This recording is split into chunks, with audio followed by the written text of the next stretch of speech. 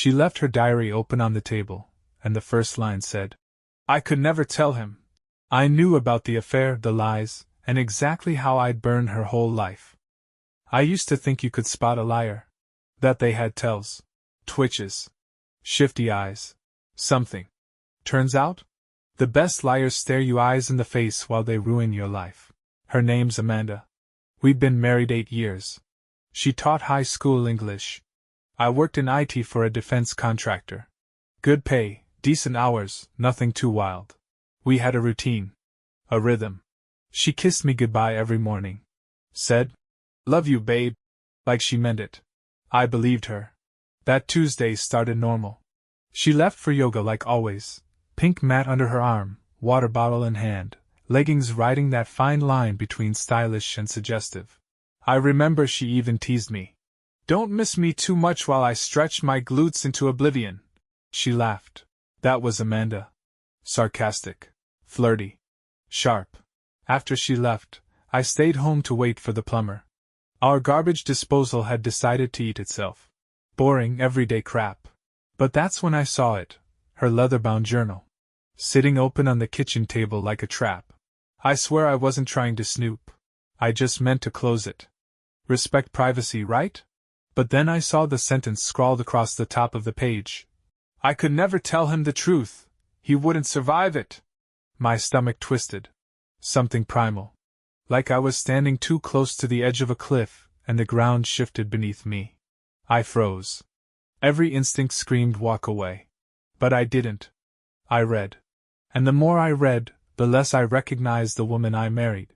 I sat there reading her diary for 40 minutes, and every page felt like another kick to the teeth.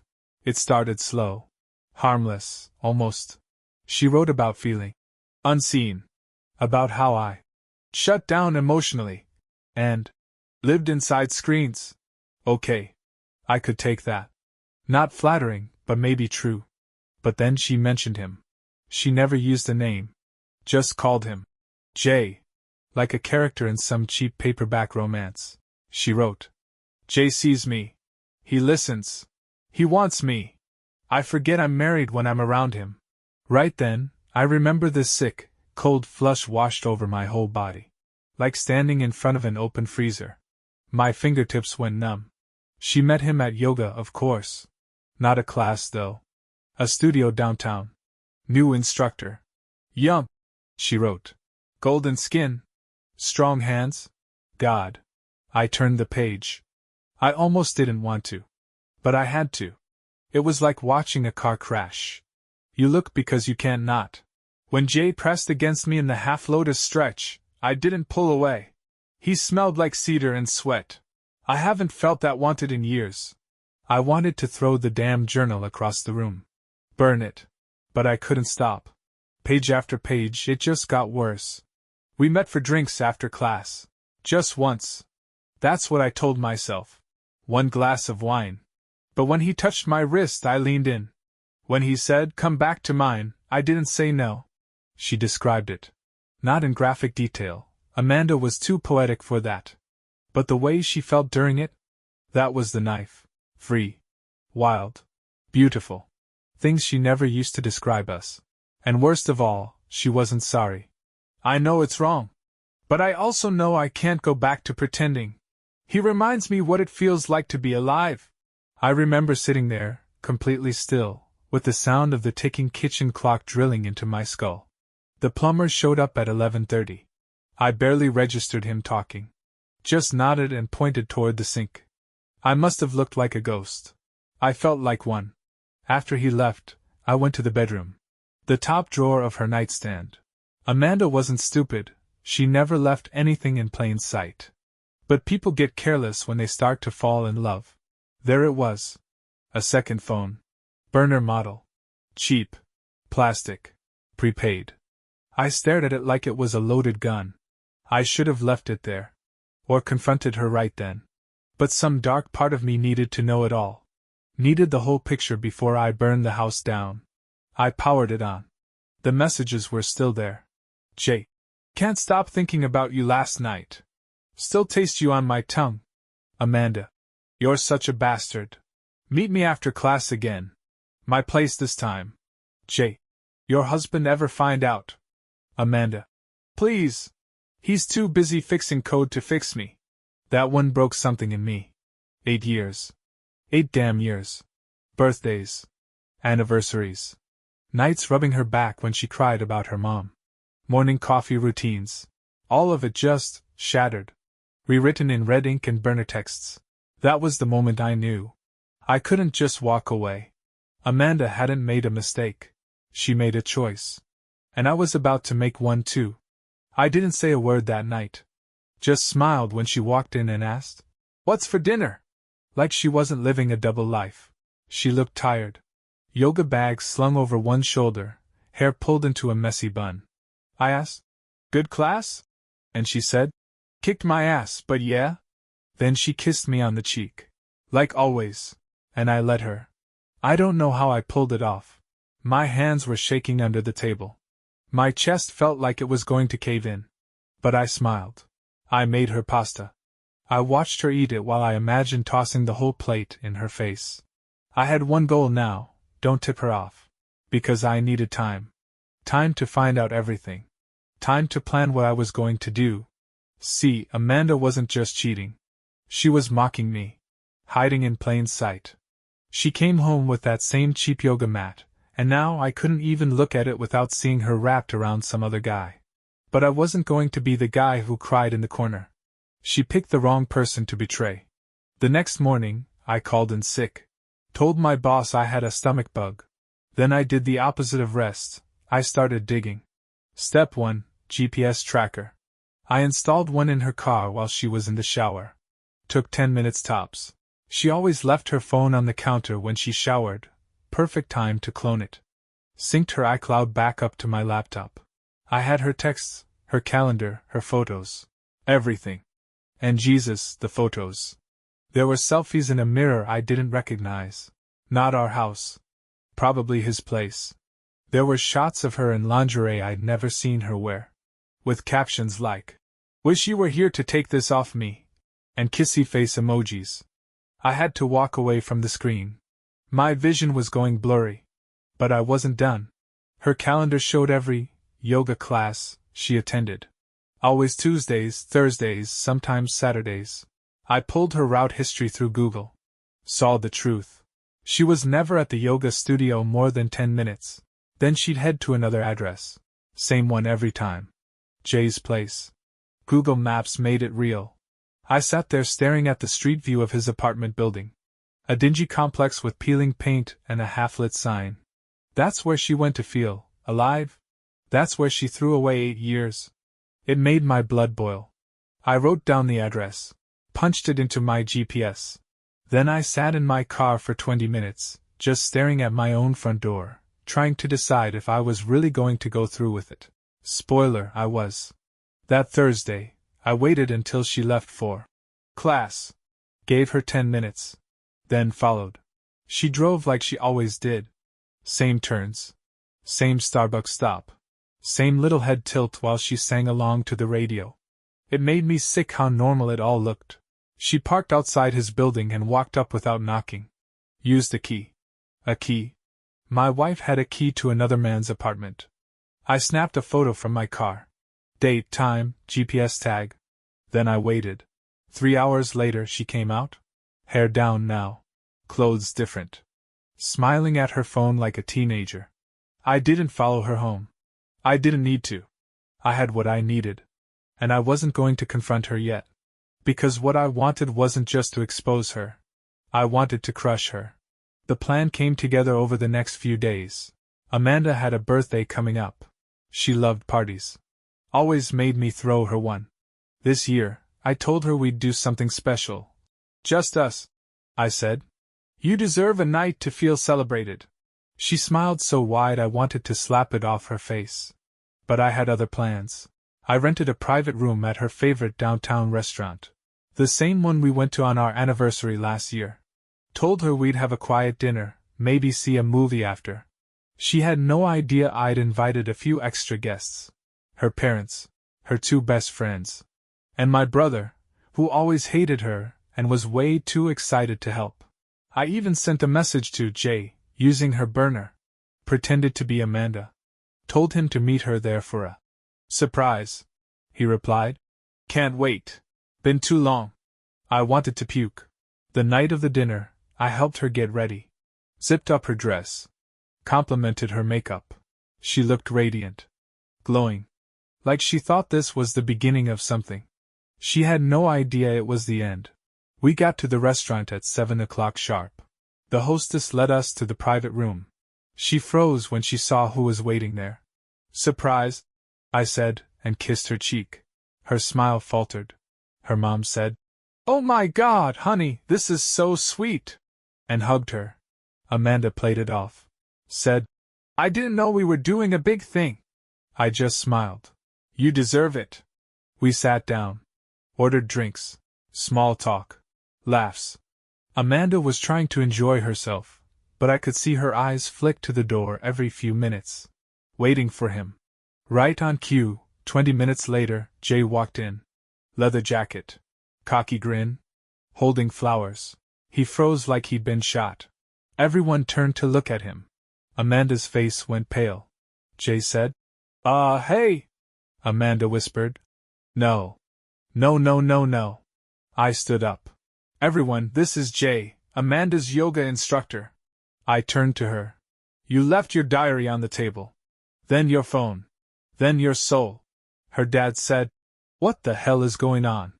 I looked Jay in the eyes. You've been sleeping with a married woman. And I've got the photos, texts, GPS data, and journal entries to prove it. I slid a folder across the table. Her mom gasped. Her best friend started crying. Amanda tried to say something. It's not what you think. But I cut her off. Oh, it's exactly what I think. You've been sneaking out 3 times a week to screw this loser in his cockroach motel apartment, while I paid your bills and made your breakfast. Jay turned to leave. I laughed. You don't get to walk away that easy, pal. I handed him a court summons. See, I had a friend, a divorce attorney. I'd already filed. And we were going after both of them for alienation of affection. Not easy to win, but Jay was dumb enough to make it easier. Amanda looked like she couldn't breathe. I said, Happy birthday. Hope it's unforgettable. Then I walked out. The next morning, she was still in her party dress, curled up on the bathroom floor like roadkill. I stepped over her. She didn't say a word. Not when I brushed my teeth. Not when I put on my watch. She just sat there, mascara streaked, hands gripping her knees like she was trying to keep herself from shattering into pieces. I didn't care. I grabbed my travel bag. Already packed. Already planned? She finally said. Please don't go. Her voice was raw. Pathetic. I looked her in the eye for the first time since the restaurant. I left you the same way you left me, without warning. She reached for my leg. I stepped back like she was contagious. I made a mistake. She whispered. Please, just talk to me. God, if I had $1 for every time I'd begged her to talk. To open up. To be present. But this? Now she wanted to talk? Too late. I left the house. Checked into a hotel. Told my boss I needed emergency leave. They gave me 5 days. It was enough. For the first 2, I turned my phone off. Slept until noon. Ate cold burgers. Drank whiskey out of a plastic hotel cup. But on the 3rd day, I turned it back on. And saw the damage. Text from Amanda. I can't believe you did this to me. You blindsided me in front of my family. I never meant to hurt you like this. Please call me. Text from her mom. She's devastated. She hasn't left the house. I know you're angry, but this isn't the way to handle it. Even her friends messaged me.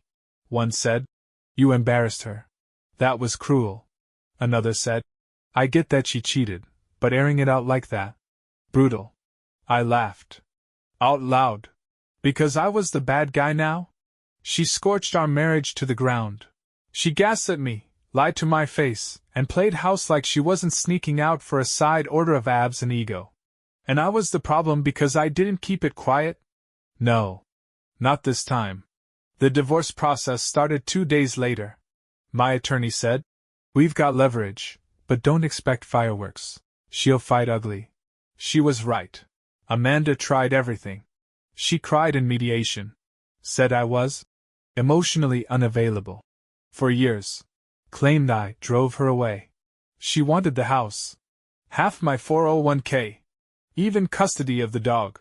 I sat there silent while my lawyer shredded her with facts. Timeline of infidelity. Her journal excerpts. GPS data. Call logs. Photos. She kept saying, "That's not proof I was cheating." I looked at her and said, "Then what were you doing in his apartment 3 times a week?" She didn't answer. We settled out of court. She got nothing but her car, her yoga mat, and the silence she claimed to crave so much. The house? Mine. The dog? Mine. My dignity? Still intact. She moved into a studio apartment across town. From what I heard, Jay ghosted her the week after the restaurant. Can't say I was surprised. He didn't want a broken woman with fallout clinging to her hair. He wanted a fantasy. A thrill. When that ended, so did he. 3 weeks later, she showed up at the door. No warning. Just stood there, holding a box of my old college hoodies like they were sacred relics. She looked thinner. Eyes sunken. Voice small. I thought maybe you'd want these back. I stared at her for a second too long. Then said, "You kept those for years. Why now?" She looked down. I don't know. Maybe I wanted to hold on to the part of you that still loved me. I stepped onto the porch. Closed the door behind me. She flinched, like she thought I was going to scream. Instead, I said, "You didn't just cheat on me, Amanda. You erased me." She whispered, "That's not true." I pointed at her. "You wrote about it. You said you felt alive around him. That you forgot I existed." She started crying. I made a mistake. I panicked. I was lonely.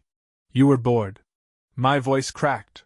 And instead of talking to me, you found someone shinier. She tried to hand me the box.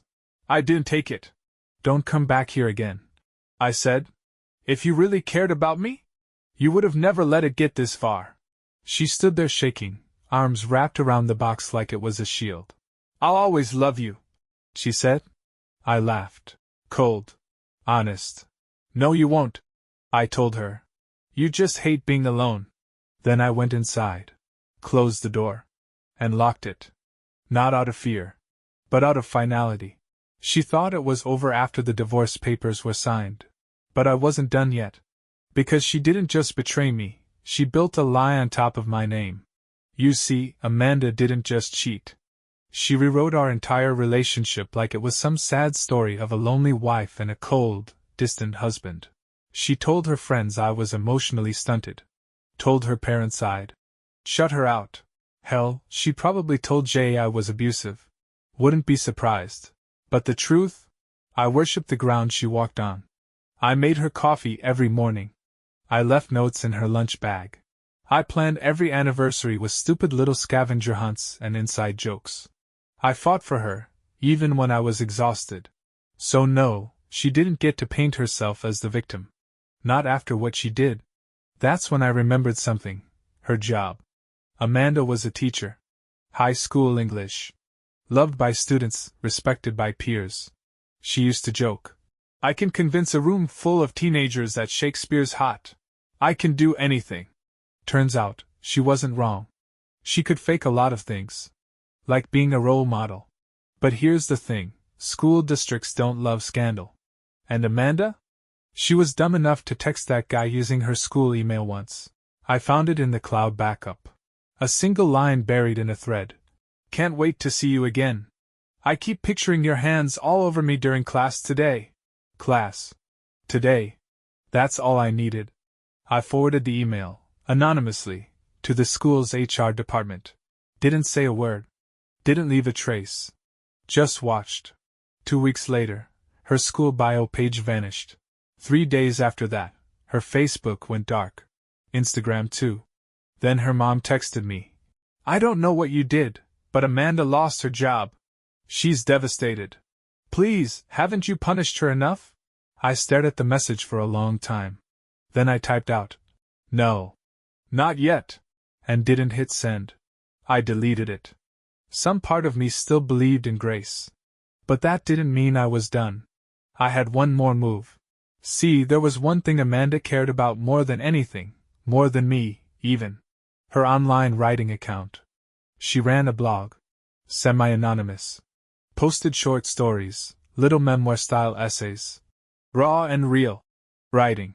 She had thousands of followers. People who called her brave and honest. I used to be proud of it. I helped her pick the domain name. Proofread her early drafts. So imagine my face when I read her latest post. It was titled, "The Night I Lost Myself." It was about me. A fictionalized version of our breakup. She described a man who was emotionally cruel. Controlling. Dismissive. She claimed. He saw vulnerability as weakness. And used silence as punishment. And then came the punchline.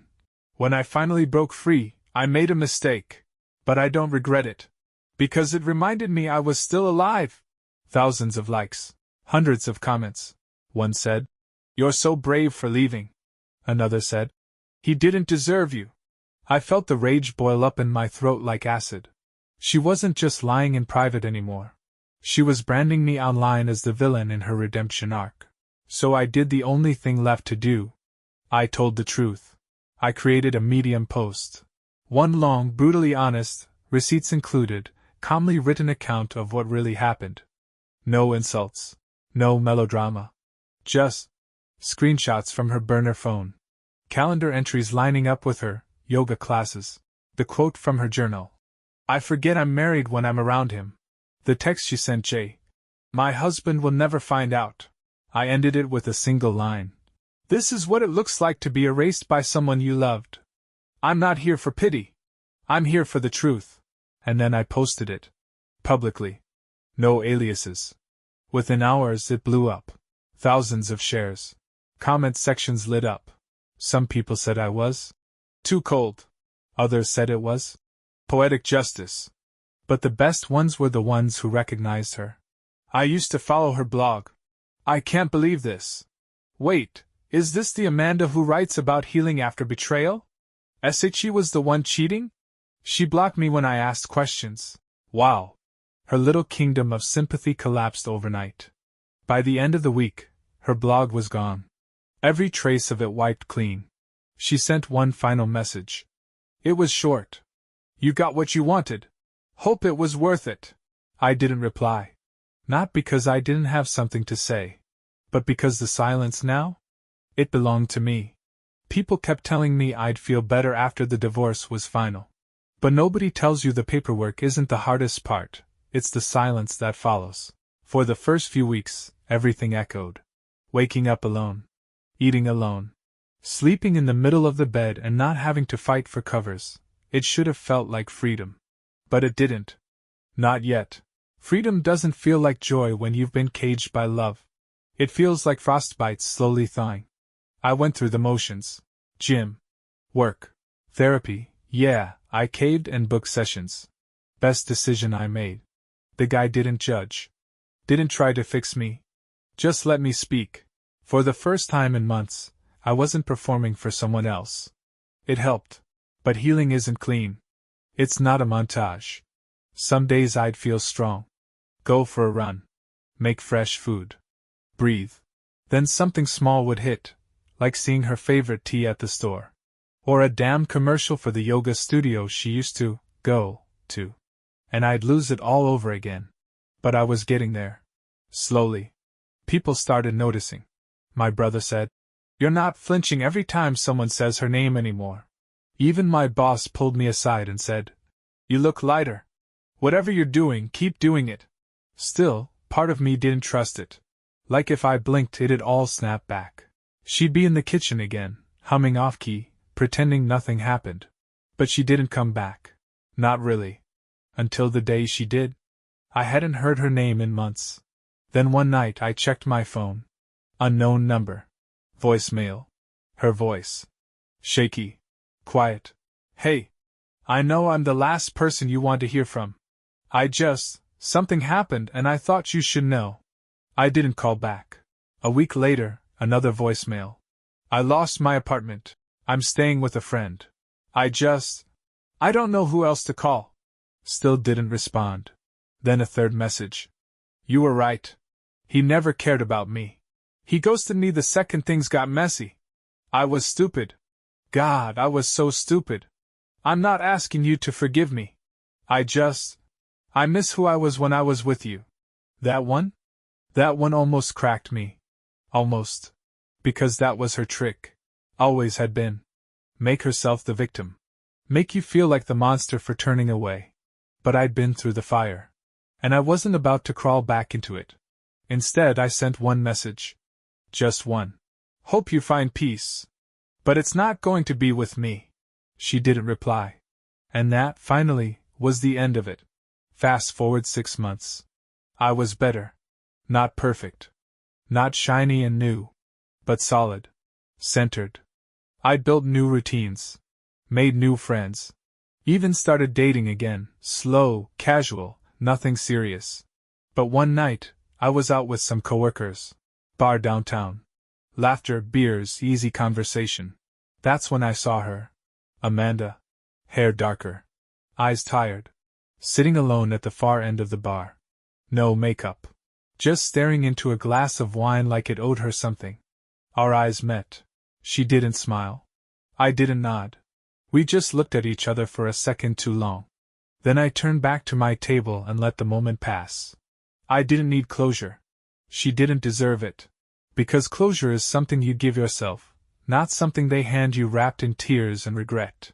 I already had what I needed. The truth. My life back. My name. And for the first time in a long time, I didn't feel angry. I felt clean. She always thought she'd come out of this looking like the hero of her own story.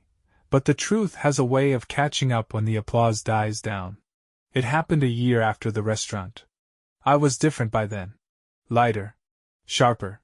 Peaceful, in that quiet way you only get after you've been completely gutted and learned how to stitch yourself up without anyone's help. I had a new apartment. New job. Even started seeing someone, not serious, but real enough to remind me what warmth feels like when it isn't hiding a knife. I'd stopped thinking about Amanda. Mostly. The sting was gone. The obsession? The craving for answers. All burned out. Until one day, I got a message on LinkedIn. From her new employer. A small nonprofit. They wanted a character reference. Apparently, Amanda had listed me as a personal recommendation. I laughed so hard I nearly dropped my phone. This woman cheated, lied, humiliated me in front of her family and mine, lost her job, trashed my name in a blog post, then had the audacity to put me down as a reference. That's the thing about people like her. They rewrite the script so many times, they start believing their own plot holes. I sat there staring at the message. Then typed. Amanda was my wife for 8 years. Unfortunately, she was unfaithful for a significant portion of our marriage and actively lied to her employer during the time of her affair. She also used her public writing platform to misrepresent events in a way that was personally and professionally damaging. I would not recommend her for any position requiring trust, discretion, or ethical judgment. I hit send. No rage. No hesitation. Just truth. 2 days later, Amanda emailed me from her personal account. I don't know what you said to them, but I lost the job. Are you seriously going to ruin every chance I have at starting over? No greeting. No apology. Just blame.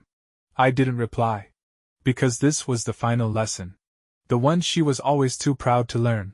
You can lie to your husband. You can lie to your friends. You can lie to your blog and your family, and your yoga instructor, and your own damn reflection. But sooner or later, the person you used to rewrite your life? They get to tell their version, too. And sometimes, there's sticks. I heard from a mutual friend that Amanda moved back in with her parents.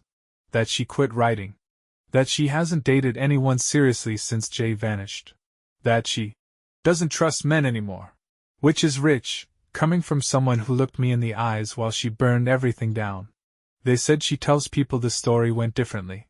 That she tried to save the marriage. That I was cold. That I betrayed her by making it public. That's fine. She can keep lying to herself. But me? I'm good. I'm still standing. Still healing. Still building something honest brick by brick, with people who see me, really see me. And every time I pass that old restaurant I smile. Because that was the night she set the stage for her big performance. And I made sure the whole audience saw what was really behind the curtain.